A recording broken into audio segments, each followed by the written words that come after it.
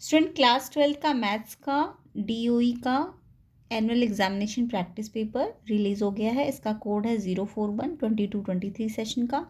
तो ये वाला क्वेश्चन पेपर और CBSE का जो प्रैक्टिस पेपर है वो आपको अच्छी तरह से रिवाइज करना है CBSE बोर्ड के लिए।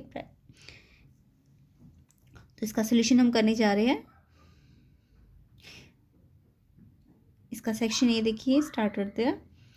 तो आपको इसे अच्छी तरह से करना है, मतलब प्रैक्टिस करना है अच्छी तरीके से। तो इसमें देखिए फर्स्ट क्वेश्चन हमारा मैट्रिक्स में से है। मैट्रिक्स की एडिशन कैसे करते हैं। तो ये एडिशन में आपको पता है ना, एडिशन में मैट्रिक्स का क्या रूल होता है, जितना ये वाला मैट्रिक्स जिस ऑर्डर में होगा वही इस ऑर्डर में होना चाहिए, तभी ऐड होता है।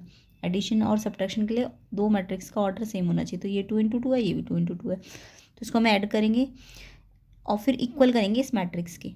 ठीक है, तो पहले ऐड करना आना चाहिए, फिर ये ऑप्शंस आपको गिवन है। तो ये तो सबको आता होगा, एक बार आप खुद ट्राई करो पॉज करके और फिर आंसर मैच करना। तो देखो ये मैंने सॉल्व करके रखा है। तो ये आपका मैट्रिक्स गिवन था, इसके बाहर 2 था, तो अंदर इस मैट्रिक्स का रूल होता है कि कोई भी नंबर जो बाहर होता है वो अंदर सबसे मल्टीप्लाई होता है। ठीक है, तो ये इस पूरे से मल्टीप्लाई हो जाएगा। 2 × 2 2 3 6 0 2x। एंड ये प्लस करना है इसको इसके साथ। तो कैसे प्लस करेंगे, इसके इस वाले एलिमेंट को इससे प्लस कर दो, इसको इससे कर दो, इसको इससे कॉरस्पॉन्डिंग को प्लस कर देना है। ठीक है, उसके बाद इक्वल करना है, तो कॉरस्पॉन्डिंग को ही इक्वल कर दो। ये इसके इक्वल हो जाएगा, ये इसके इक्वल हो जाएगा, ये इसके। तो इससे x भी निकल जाएगा और y भी निकल जाएगा। x आएगा 3 और y आएगा आपका वो भी 3। जब इक्वल कर दोगे ये इसके इक्वल और ये वाला इसके इक्वल, तो यानी आपको x + y बोला है ना, तो वो कितना आएगा आंसर 6 आएगा इसका। तो ध्यान रखना, अगर ऐसी ब्रैकेट है तो ये मैट्रिक्स होता है, तब तो आप कॉरस्पॉन्डिंग को इक्वल कर देंगे अगर इक्वल का साइन है। बट अगर ये ऐसी ब्रैकेट ना हो कि स्ट्रेट लाइन होती है ऐसे करके, तो ये डिटर्मिनेंट होता। क्या होता है, ये डिटर्मिनेंट होता। तब आप ऐसे इक्वल नहीं करते, तब आप क्रॉस मल्टीप्लाई करते, इसको भी और फिर इक्वल करते। ठीक है, यहाँ पे ये क्योंकि ब्रैकेट है तो मैट्रिक्स है, तो इसलिए हमने इसके कॉरस्पॉन्डिंग पार्ट को इक्वल किया है। तो ये इसका आंसर आएगा 6। तो ऑप्शन नंबर देखिए कौन सा है इसमें, ए ऑप्शन। ठीक है, नेक्स्ट क्वेश्चन पे आते हैं। सेकंड क्वेश्चन को थोड़ा ध्यान से पढ़ना था, थोड़ा सोचने वाला क्वेश्चन है। नहीं, थर्ड वाला, पहले सेकंड वाला कर लेते हैं। इफ़ द मैट्रिक्स आपको गिवन है और बोला ये स्क्यू सिमेट्रिक है, तो आपको ये x और y की वैल्यू बोली है क्या होगी। तो ये ऑप्शंस गिवन है। तो आपको देखो मैट्रिक्स दिया हुआ है और उसको स्क्यू सिमेट्रिक बोला है, तो स्क्यू सिमेट्रिक की कंडीशन आपको आनी चाहिए। क्या है कंडीशन स्क्यू सिमेट्रिक की। तो देखो अगर ये ए मैट्रिक्स है, तो स्क्यू सिमेट्रिक मैट्रिक्स होने के लिए अगर हम उसका ट्रांसपोज निकालें तो वो ए के नेगेटिव के इक्वल होना चाहिए। अगर सिमेट्रिक बोलते हैं तो ए का ट्रांसपोज ए के इक्वल होता है, बट स्क्यू सिमेट्रिक बोला है तो ए का ट्रांसपोज ए के नेगेटिव के इक्वल है।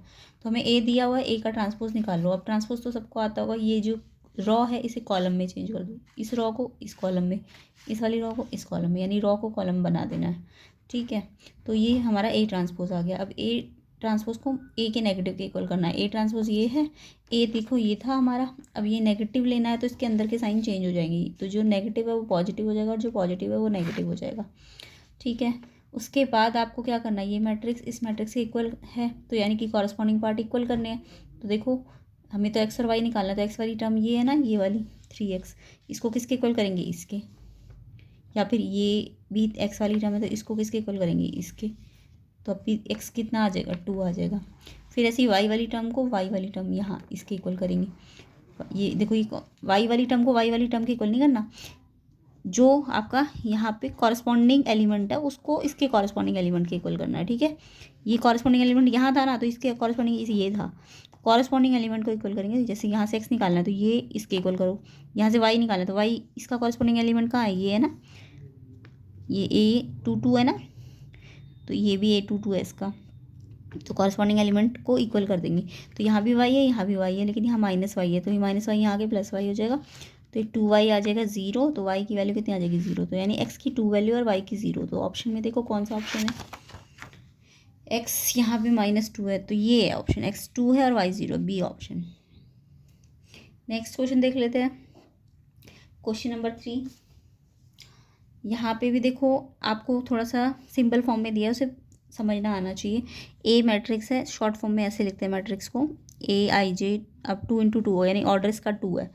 ठीक है, और यहाँ पे बोला है ए आई जी होता क्या है, एलिमेंट होता है, जैसे A11 A12 है ना, ये A I G, आई मतलब रॉ और जे मतलब कॉलम।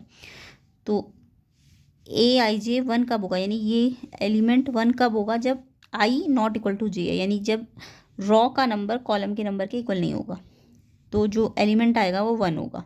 ऐसे ही I J के इक्वल आएगा, रॉ जितनी है वही कॉलम भी, जैसे 1 रॉ है तो 1 कॉलम, 2 रॉ है तो 2 कॉलम। तो जब ये होगा कंडीशन, तो जो एलिमेंट होगा A I J वो कितना हो जाएगा, 0 हो जाएगा। तो आपको A² निकालना है। तो क्वेश्चन आपको समझ आ गया होगा कैसे करना है ये। तो मीनिंग क्या कहना चाह रहा है क्वेश्चन की, आपको अगर I J के इक्वल, पहले तो देखो 2 × 2 ऑर्डर का ना हम एक मैट्रिक्स ऐसे क्रिएट कर लेंगे, A11 जहाँ 2 रॉ होंगी और 2 ही कॉलम होंगी, ये 2 × 2 ऑर्डर का बना दिया हमने मैट्रिक्स। जब भी ये शॉर्ट फॉर्म में दिया तो हम ऐसे इसके एलिमेंट दिखाते हैं। उसके बाद आपको कंडीशन क्या दी है, आई नॉट इक्वल टू जे, यानी कि आई मान लो, जैसे इसके अंदर क्या है, आई 1 है और यहाँ भी 1 है, यहाँ 1 है और यहाँ 2 जे है, ये 1 आई होता है और ये पीछे वाला जे होता है। तो इन्होंने बोला आई जब जे के इक्वल नहीं है, यानी कि यहाँ कहाँ कहाँ पे आई जे के इक्वल नहीं है, देखो इसका आई 1 है, इसका 2 है, तो ये वाली कंडीशन, या ये आई 2 और ये 1, ये इक्वल नहीं है ना आई और जे इसमें। तो ये जब ऐसी कंडीशन होगी आई नॉट इक्वल टू जे, तो आंसर कितना मिलेगा एलिमेंट का, इस एलिमेंट का 1। तो यहाँ पे इनकी जगह तो हम कितना रख देंगे 1। और जब ये दोनों इक्वल होंगे आई और जे, यानी आई और जे इक्वल का मतलब ये भी 1 ये भी 1 ये भी 2 ये भी 2, यानी ये वाले। तो आंसर हमें एलिमेंट का बोला था 0 रखना है, तो हम यहाँ 0 रख देंगे। अब हमारा ए मैट्रिक्स बन गया।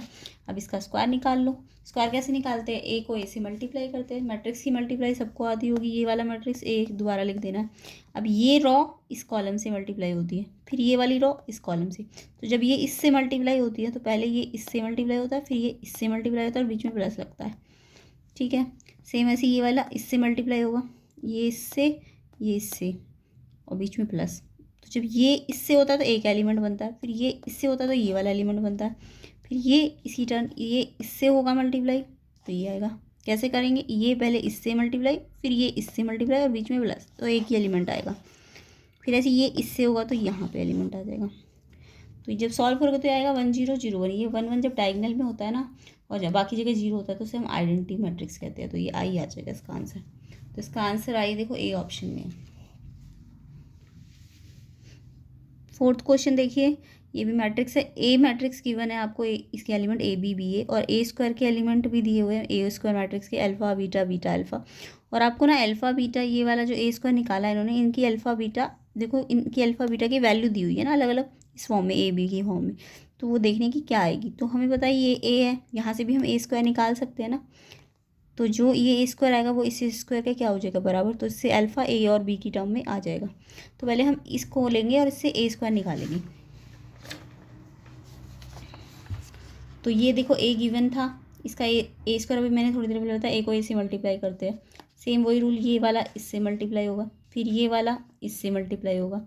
जब ये इससे मल्टीप्लाई होगा तो यहाँ आ जाएगा, ये इससे मल्टीप्लाई होगा तो यहाँ आ जाएगा। करना कैसे होता है, ये ए को इसके जब इससे करते हैं ना तो इसको इससे करते हैं और इसको इससे मल्टीप्लाई करते हैं और बीच में प्लस लगता है। सेम ऐसे ही इसको इससे करेंगे जब, तो ये इस वाले से मल्टीप्लाई होगा, ये वाला इससे मल्टीप्लाई होगा और बीच में प्लस होगा। सेम ऐसे इसकी भी टर्न आ जाएगी, ये यहाँ आ जाएगा, ये यहाँ इससे होगा तो ये यहाँ आ जाएगा।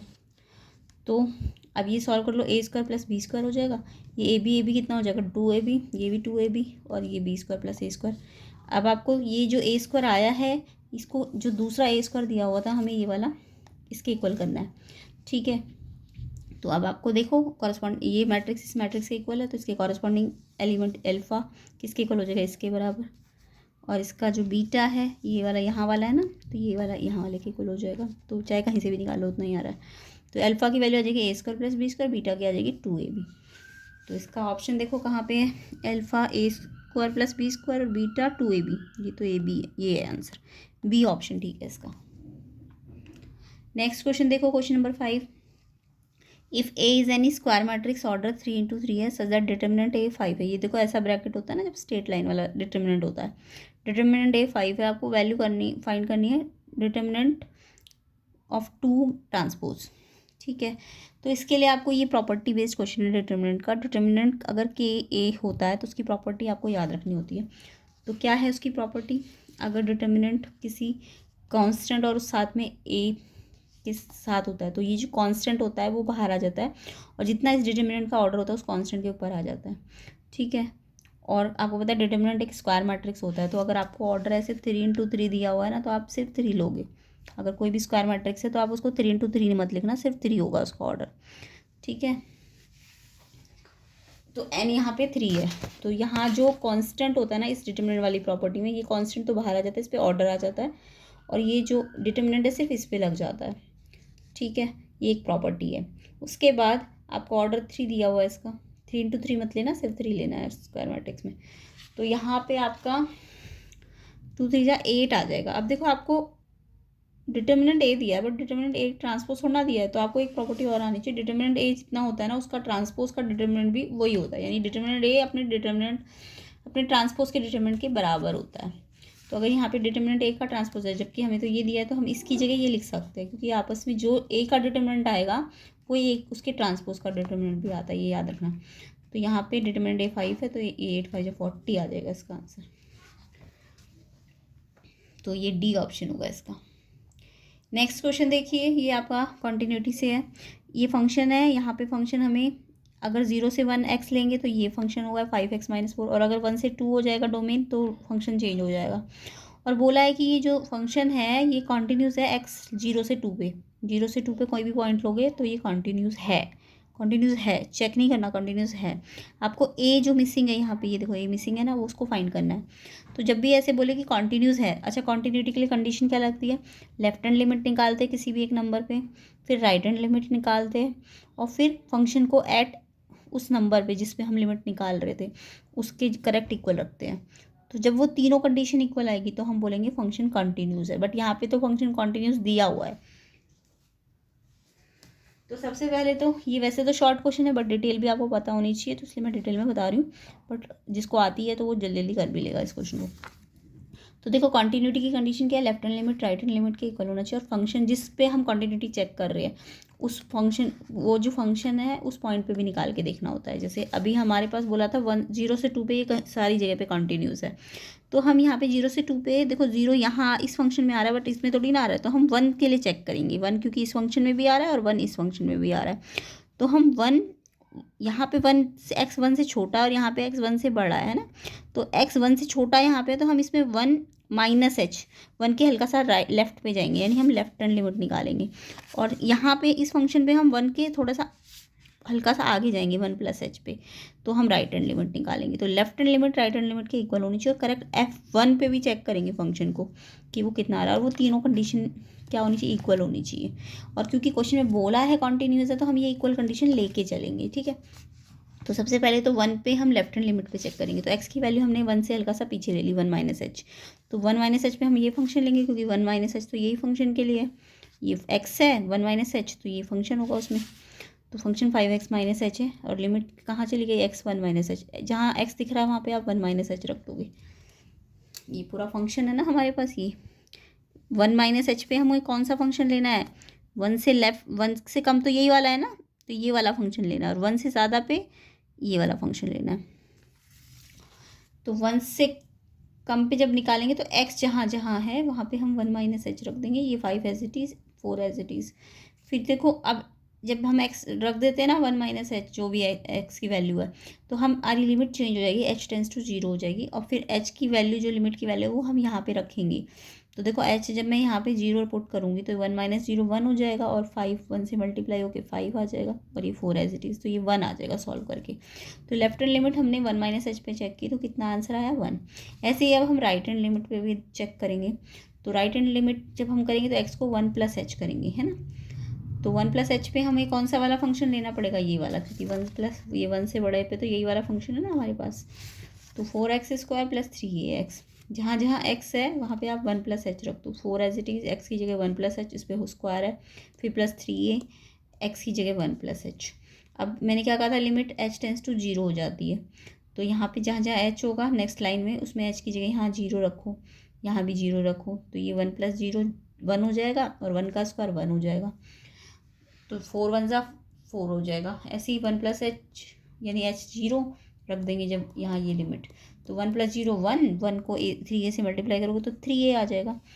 ये हमारी लेफ्ट हैंड लिमिट आ गई, ये हमारी राइट हैंड लिमिट आ गई। फिर तीसरी क्या निकालनी होती है, हमें f फंक्शन को 1 पे निकालना है। तो फंक्शन को 1 पे जब मैं निकालूंगी तो सोचो ऊपर वाले फंक्शन पे रखे कि नीचे वाले पे रखें। ध्यान से देखना इक्वल कहाँ लगा है, 1 पे, 1 पे इक्वल यहाँ लगा है ना, इस पे थोड़ा ना लगा इक्वल का साइन, यहाँ लगा इक्वल का साइन, तो 1 पे इक्वल यानी कि फंक्शन हम ये वाला लेंगे। जब हम 1 करेक्ट 1 पे निकालेंगे तो जहाँ इक्वल लगा होगा वहाँ पे फंक्शन को रखेंगे। तो इक्वल तो 5x - 4 पे लगा था ना, तो जहाँ x है वहाँ पे हम 1 रख देंगे, करेक्ट 1। तो यहाँ पे भी कितना आया 1। अब आपको a निकालना है ना, तो या तो इसको इसके इक्वल करो या इसको इस फंक्शन की, क्योंकि तीनों को हम इक्वल कर सकते हैं। तो जब हम इसको या तो इसके इक्वल रख दो तब भी देखो 1 ही है, और इसको इसके इक्वल रख दो तो कंडीशन लगा देंगे कंटिन्यूटी की, क्योंकि यहाँ पे कंटिन्यूटी चेक नहीं करनी, आपको बोला है कंटिन्यूस है तो आप ये तीनों इक्वल करके रखोगे। तो यानी ये इसके भी इक्वल हो सकता है और जो f1 पे वैल्यू आई उसके इक्वल भी हो सकता है। तो हमने रखा इक्वल, तो a की वैल्यू आ जाएगी -3/3 यानी -1। तो a की वैल्यू कितनी है, -1। तो इसका आंसर आएगा हमारा सी ऑप्शन -1। a की वैल्यू निकालनी थी ना, तो -1 इसका आंसर होगा। नेक्स्ट क्वेश्चन देखो, डेरिवेटिव निकालना है sec tan इनवर्स x का विद रिस्पेक्ट टू x। तो जब भी हमारा इन्वर्स ट्रिग्नोमेट्रिक फंक्शन होता है तो हम डेरिवेटिव निकालने से पहले ना उसे सिंप्लीफाई करते हैं। अब देखो यहाँ पे tan इन्वर्स है ना, अगर मुझे tan इन्वर्स को हटाना है, आपको पता है ना जब एक साइन के साथ साइन इन्वर्स आता है तो साइन इन्वर्स x, तो साइन से साइन इन्वर्स कट जाता है और सिर्फ x बचता है। तो हम सोचेंगे यहाँ tan इन्वर्स है, तो यहाँ पे बाहर तो सेक है, तो हमें अंदर इस सेक को अगर काटना है, इस बाहर वाले सेक को, ताकि हमें सिर्फ थीटा मिले, तो हमें इस tan इनवर्स x को भी सेक वाले फॉर्मूले में लाना पड़ेगा। तो tan इनवर्स x का वो फॉर्मूला जो सेक इनवर्स के से मिलता, जो सेक इनवर्स के साथ होता है, तो वो आपको याद रखना है। tan इनवर्स x का जो फॉर्मूला है सेक इनवर्स के साथ वो ये होता है, tan inverse x sec inverse √1 + x² के इक्वल होता है, ये याद रखना। ये हमने सेक में ही क्यों चेंज किया है, क्योंकि यहाँ बाहर सेक है, तो ताकि सेक से सेक कट जाए। जब भी सेक और सेक इनवर्स एक साथ आएंगे या साइन इनवर्स एक साथ आएंगे तो वो हट जाते, कैंसिल हो जाते हैं। तो ये हट गए तो सिर्फ ये बचेगा। अब ये बचा, अभी ये आंसर नहीं आया, अभी हमें ये हमने सिर्फ सिंप्लीफाई किया है तो ये आ गया। अब हमें इसका क्या करना है, डेरिवेटिव निकालना है। तो √x का डेरिवेटिव सबको आता है, √x, इसको थोड़ी देर के लिए x मानो, ये √x है, तो √x का क्या होता है 1/2 √x। अब ये √x तो था नहीं, ये जो अंदर था रूट के वो तो 1 + x² था, तो उसका चेन रूल से हम फिर से डिफरेंशिएट करेंगे। तो 1 + x² का डिफरेंशिएट करो, 1 का 0 हो जाएगा, x² का 2x हो जाएगा, फिर 2x से ये 2 कट जाएगा, तो ये आंसर आ जाएगा। तो ये देखो ऑप्शन नंबर कौन से में, सी इसका आंसर होगा। नेक्स्ट क्वेश्चन देखिए, इंटीग्रेशन निकालना है x³ x + 1 का। तो जब भी ना आपका इंटीग्रेशन इस टाइप का होगा कि यहाँ x² या x³ होगा और नीचे x + 1 या x - 1 होगा, तो आप जो +1 यहाँ है ना, यहाँ भी +1 बनाओ, x³ + 1। तो +1 बनाने के चक्कर में आपने +1 किया एक्स्ट्रा, तो -1 भी लेना पड़ेगा। तो इस टाइप की इंटीग्रेशन में ऐसे करते हैं। तो जब नीचे x + 1 है और यहाँ x³ है, तो हम +1 यहाँ भी ले लेंगे, तो एक्स्ट्रा -1 भी हमें करना पड़ेगा। तो देखो ये वाला पूरा टर्म भी इसके साथ लिखा जा सकता है और ये भी, क्योंकि ये जो नीचे वाली टर्म है इसके साथ भी लिखी जा सकती है और इसके दोनों के साथ है ना, तो हम अलग अलग करके लिख देंगे। ठीक है, अब ये ना आइडेंटिटी होती है x³ + 1 की, a³ + b³, उसको खोलो तो उसकी आइडेंटिटी आपको याद रखनी है, a + b a² - ab + b²। यहाँ पे a x है और b क्या है 1 है, तो इस आइडेंटिटी में जब हम खोलेंगे तो a + b a² - ab + b, और नीचे तो x + 1 था, कट जाएगा, है ना। अब इंटीग्रेशन करना है इसका, और उसका इंटीग्रेशन तो हमें आता है 1/x + 1 का, 1/x का इंटीग्रेशन log x होता है, तो log x की जगह यहाँ पे x + 1 है। मान लो यहाँ पे 2x + 1 होता, तो ये जो 2x, x का कोफिशिएंट 2 है ना, वो अपॉन में आ जाता अगर होता। तो यहाँ पे तो 1 है, तो 1 लिखने का फ़ायदा नहीं नीचे। अब यहाँ इसका कैंसिल करके सिर्फ ये बचा। अब ये सारे प्लस माइनस में आ गए ना, तो इंटीग्रेशन का रूल है जब सारे प्लस माइनस में आ जाए तो इसका सबका अलग अलग इंटीग्रेशन कर देंगे। तो इंटीग्रेशन का फॉर्मूला क्या होता है, यहाँ अगर 2 पावर तो 1 पावर बढ़ जाएगी, और जो पावर ऊपर आएगी वही नीचे आएगी। ऐसे यहाँ 1 पावर है तो यहाँ 2 पावर हो जाएगी और नीचे भी वही पावर आ जाएगी। यहाँ 1 पे x था ही नहीं, 0 पावर थी x की, तो x की 1 पावर हो जाएगी और 1 नीचे आ जाएगा। तो जब भी कोई कांस्टेंट हो इंटीग्रेशन करते हैं तो उसमें x लग जाता है, बट डिफरेंशिएशन में कांस्टेंट को 0 हो जाता है। ठीक है, ये याद रखना। ये एज इट इज साथ में इंटीग्रेशन करते हैं तो c कोई कांस्टेंट आता है। ठीक है, तो ये आंसर है। अब देखो इसको ऑप्शन से मिलाओ आप,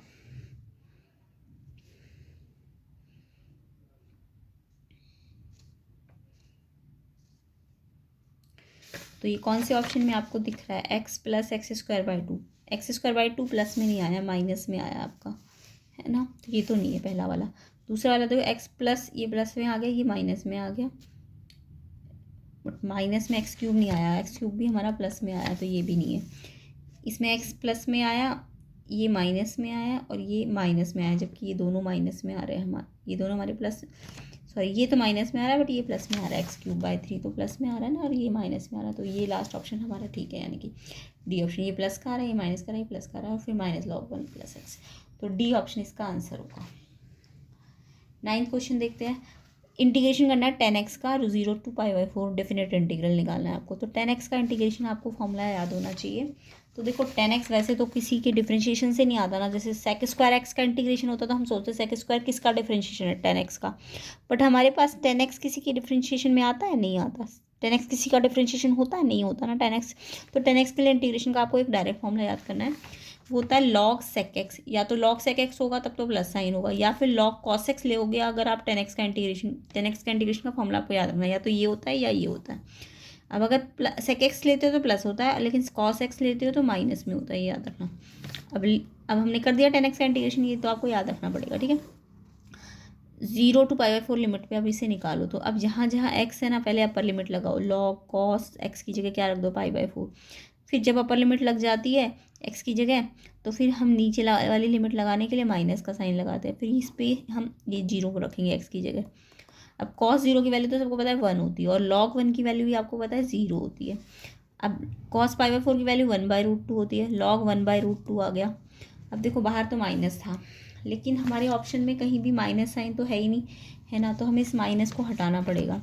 तो आपको लॉग की एक प्रॉपर्टी पता होनी चाहिए, log 1/√2 आ गया, इसे हमने ना, ये रूट का मतलब हाफ पावर है, तो ये जब भी पावर आएगी ना लॉग के इस वाले पे, तो हम यहाँ पे ये वाली प्रॉपर्टी लगाएंगे, log m की पावर n की, ये जो पावर है ये आगे आ जाएगी और log m ऐसे आ जाएगा। तो यहाँ पे देखो 2 का मतलब हाफ पावर है, नीचे है बेस अगर नीचे है तो हाफ पावर है, जब मैं बेस को ऊपर लाऊंगी तो पावर नेगेटिव हो जाएगी ना, नीचे से ऊपर आ रही है, तो ये हाफ पावर पॉजिटिव थी नीचे, तो अब ऊपर आएगी तो नेगेटिव हो जाएगी। अब ये नेगेटिव हाफ पावर में आ गया ना यहाँ पे, तो ये कहाँ आ जाएगा, आगे आ जाएगा।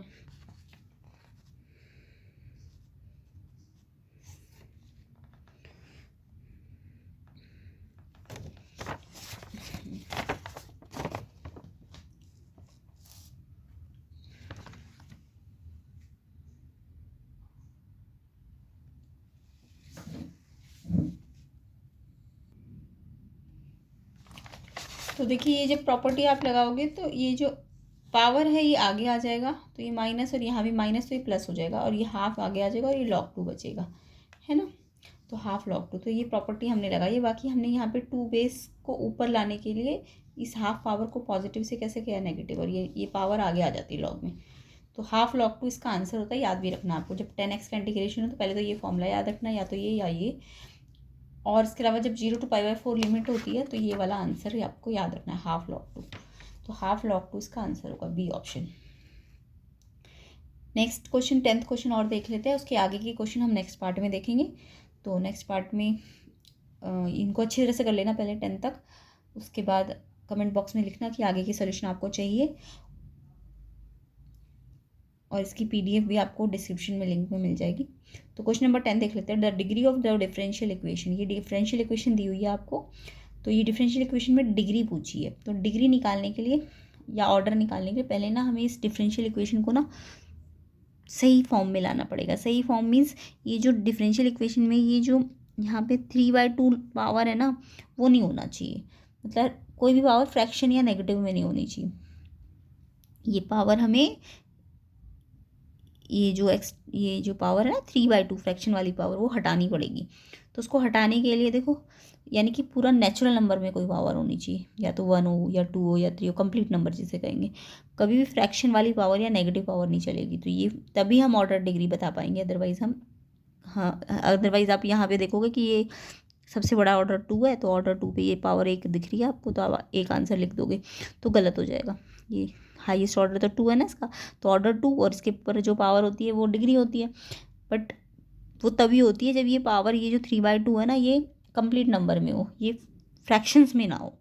तो इस 3/2 का फ्रैक्शन हटाने के लिए हमें नीचे से 2 हटाना है ना, नीचे तो 2 ही है ना, अगर इसका 2 नीचे से हट जाए तो ये पावर 3 हो जाएगी, यानी कंप्लीट नंबर में हो जाएगी। तो अगर नीचे स्क्वायर है, नीचे 2 है ना, तो आपको इस पूरी लेफ्ट हैंड साइड का स्क्वायर करना पड़ेगा ताकि ये 2 हट जाए। और अगर नीचे 3 होगा ना, मान लो 2/3 होता, तो यहाँ पे 3 नीचे हटाना पड़ता हमको, फ्रैक्शन वाला 3 जो है 2/3 जो नीचे आ रहा है 2 तो ऊपर चल जाएगा कंप्लीट नंबर, बट नीचे वाला जो नंबर है ना उसे हटाना। अगर 2/3 होता तो 3 को हटाने के लिए हमें इन दोनों साइड का क्यूब लेना पड़ता। तो अभी नीचे फ्रैक्शन में 3/2 में 2 है, नीचे इस 2 को हटाना है। तो 2 को हटाने के लिए हम क्या करेंगे, इस 2 को हटाने के लिए इस वाले 2 को हमने इस इक्वेशन और इसका क्या कर दिया, स्क्वायर कर दिया, ताकि ये स्क्वायर जब स्क्वायर हम करेंगे इसका भी और इसका भी, तो यहाँ तो स्क्वायर लग जाएगा, यहाँ तो कुछ खास फर्क नहीं पड़ा। यहाँ 1 पावर थी तो स्क्वायर लग गया इसमें, बट यहाँ पे जो 3/2 पावर थी उसके ऊपर जब यहाँ पे अलग से 2 आएगा तो वो सामने सामने पावर क्या हो जाएगी, मल्टीप्लाई हो जाएगी ना। मल्टीप्लाई हमने किया ही इसलिए था ताकि 2 से 2 क्या हो जाए, कट जाए। अगर 3 होता तो हम स्क्वायरिंग नहीं करते, क्यूब करते। तो 2 हट गया, अब यहाँ से सिर्फ 3 आ गया। मैंने क्या कहा, कंप्लीट नंबर तो आ जाए वो चल जाएगा, बट फ्रैक्शन वाला या नेगेटिव पावर नहीं आनी चाहिए, तो उसको हमें पहले सही फॉर्म में लाना पड़ेगा। ठीक है, तो ये 3 आ गया, अब चल जाएगा। अब आप देखो यहाँ पे एक सिंगल डेरिवेटिव है और यहाँ डबल डेरिवेटिव है, तो जो हाईएस्ट ऑर्डर डेरिवेटिव है वो तो 2 वाला है ना। तो अगर इस क्वेश्चन में ऑर्डर पूछते तो हम बोलते 2 है इसका ऑर्डर, क्योंकि हाईएस्ट ऑर्डर हमारा 2 वाला है। अब डिग्री भी आपको ऑर्डर तो नहीं पूछा, इसमें डिग्री पूछी है, तो डिग्री कहीं आप 3 मत लिख देना। जो हाईएस्ट ऑर्डर डेरिवेटिव होता है उस पर जो पावर होती है, कितनी आई इस पर पावर 2। और वो भी डिग्री भी ध्यान से देखना, कई बार डिफाइंड नहीं भी होती है डिग्री नॉट डिफाइंड जब होती है, जब साइन का जो थीटा है ना, जैसे साइन का थीटा एक्स की जगह dy/dx है, या लॉग का एक्स जो होना चाहिए था वो dy/dx है, या डबल डेरिवेटिव है। ऐसी ई की जो पावर एक्स है dy/dx में दे दी।